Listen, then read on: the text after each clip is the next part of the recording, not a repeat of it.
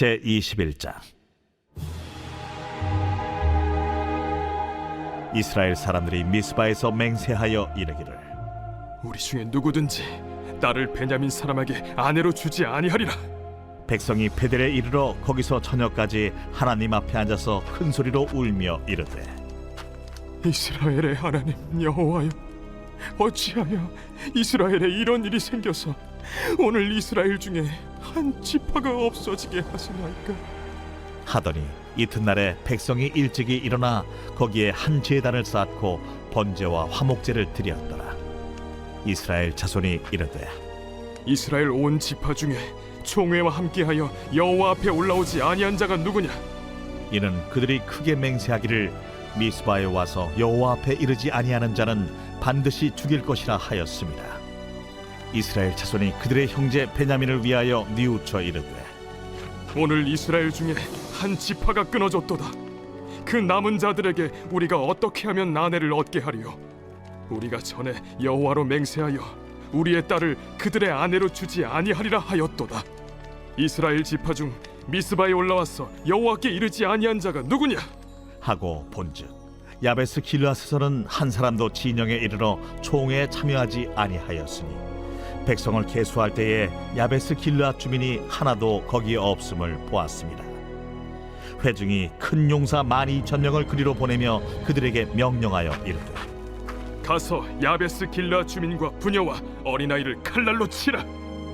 너희가 행할 일은 모든 남자 및 남자와 잔 여자를 진멸하여 바칠 것이니라 하였더라. 그들이 야베스 길르앗 주민 중에서 젊은 처녀 400명을 얻었으니 이는 아직 남자와 동침한 일이 없어 남자를 알지 못하는 자라. 그들을 실로 진영으로 데려오니 이곳은 가나안 땅이더라. 말씀이 함께하는 복된 월요일입니다. 오늘도 말씀 앞에 우리의 영혼을 바로 세우는 은혜 주시기를 소망합니다. 오늘 본문은 이스라엘 11개 지파가 베냐민 자손들을 회복시키겠다는 명목으로 전쟁에 참여하지 않았던 야베스 길르앗 사람들을 공격하여 모두 죽이고 처녀들만 살려내어서 베냐민 사람들에게 보내서 화평을 맺는다는 어이없는 내용입니다. 이스라엘은 베냐민 지파의 소멸됨을 막기 위해 그들에게 아내를 주는 전략으로 야베스 길르앗을 칼날로 칩니다. 하지만 처녀 400명을 남겨 패잔병들에게 평화를 공포하고 넘겨주는 맹세는 단지 명목뿐입니다. 본문은 크게 4가지로 구분할 수 있습니다.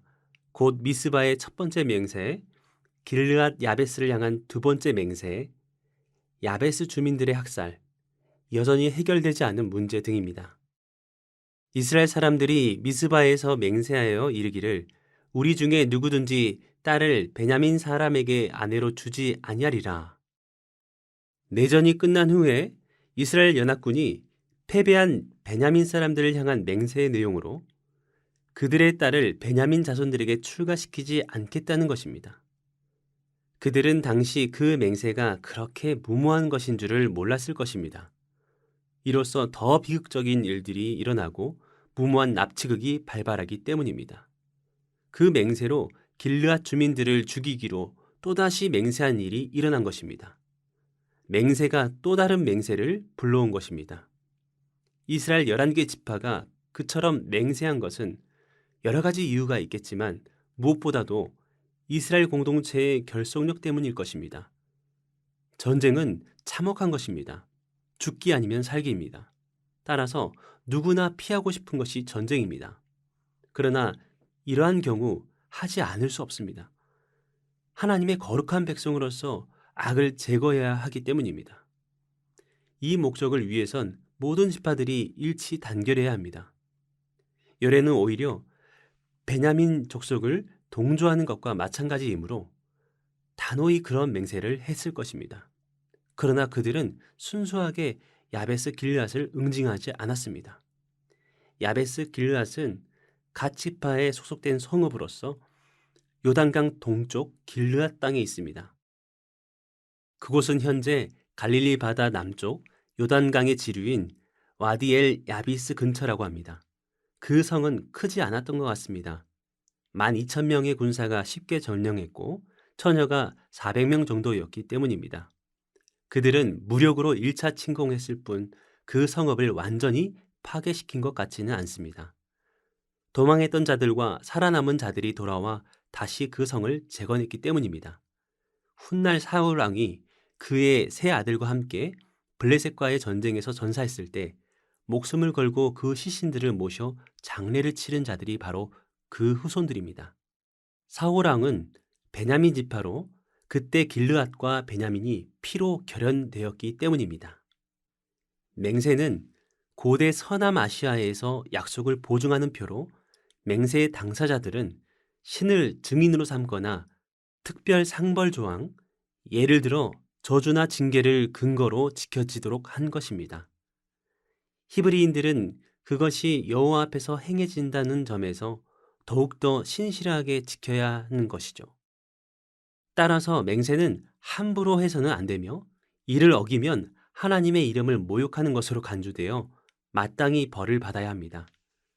그것 때문에 맹세를 한 후에 비록 손해가 나는 한이 있더라도 꼭 지켜야 합니다.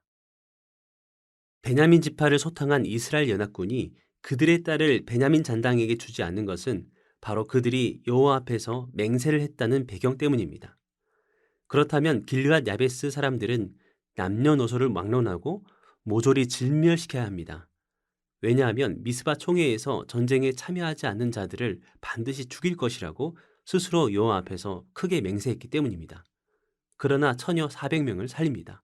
그들의 목적을 이루기 위해서입니다. 소원한 것에 살짝 감미한 것입니다. 그러면 일거양득, 누이 좋고 매부 좋고 도랑치고 가지 잡을 수 있기 때문입니다. 거기에는 악한 동기가 숨어 있다고 볼 수 있습니다. 한 성읍 사람들을 멸절시키되 처녀들을 살려내서 베냐민 족속을 다시 회생시키는 비율하기 짝이 없는 묘책입니다. 여호와께 서원한 것도 이용하는 그들입니다. 왜 그들이 전쟁에 참가하지 않았는지 그 사연을 알 수 없습니다. 문제는 어떤 이유이건 간에 전쟁은 물론 하필 그것을 결정하는 순간에 한 사람도 그 자리에 없었다는 점입니다. 비극이요 불행입니다. 도무지 일어나지 말아야 할 일들이 버젓이 백주대낮에 일어났고 그 사실이 성경에 고스란히 기록되었습니다. 사람들은 매우 이기적인 동물 같습니다. 자주 남을 공격하는 것을 보면 알 수 있습니다. 자신의 이익을 위해 다른 사람들을 죽이는 존재가 사람입니다. 단지 욕심, 그리고 보다 더 나은 유익을 위해서 말입니다. 사자는 배가 부르면 눈에 사슴이 보여도 공격하지 않습니다. 하지만 사람들은 그렇지 않습니다. 이미 많은 것을 누리고 있음에도 자신의 창고와 냉장고를 위해서 더 사냥합니다. 만물의 영장이라고 하는 인간이 하는 행위입니다. 욕심은 욕심을 부르고 징계는 징계를 부르고 폭력은 폭력을 부릅니다. 더 가관은 맹세가 또 다른 악을 불러왔다는 점입니다. 우리라도 멈추어야 합니다. 우리가 먼저 그 고리를 잘라야 합니다. 이를 위해서 우리가 하나님의 자녀임을 기억하십시오. 하나님의 형상대로 지음받았음을 기억하십시오. 그리고 성부, 성자, 성령 하나님, 삼위일체 하나님의 존재하심을 기억하기를 원합니다. 삼위 하나님이 동일한 영광과 위엄으로 사랑으로 하나됨을 이루십니다. 하나님의 형상대로 지음받은 우리는 어떻게 살아야 합니까? 하나님의 형상을 회복하며 하나님의 존재 방식, 하나됨과 사랑의 방식을 추구해야 할 것입니다. 그것이 하나님께서 우리에게 원하시는 모습입니다. 우리의 본래 모습을 회복하는 것이야말로 창조주 하나님의 기쁨이 될 것입니다. 오늘 하루 나의 육신의 본능과 소욕이 이끄는 삶이 아닌 하나님의 형상과 사랑을 회복하는 길로 나아가는 우리가 되기를 소망합니다. 기도하겠습니다. 하나님, 오늘 말씀을 통해 인간이 얼마나 추악하고 비참한 죄성을 지니고 있는지를 깨닫게 됩니다. 그러나 이러한 우리를 긍휼히 여기시고 모든 죄를 대신 지시고 죽으신 주님을 기억하며 육신의 소욕과 정과 욕심대로 사는 존재가 아니라 우리를 지으신 하나님의 형상을 회복하고 사랑과 공존의 길로 나아가는 우리가 되게 하여 주시옵소서. 예수 그리스도의 이름으로 기도드립니다. 아멘.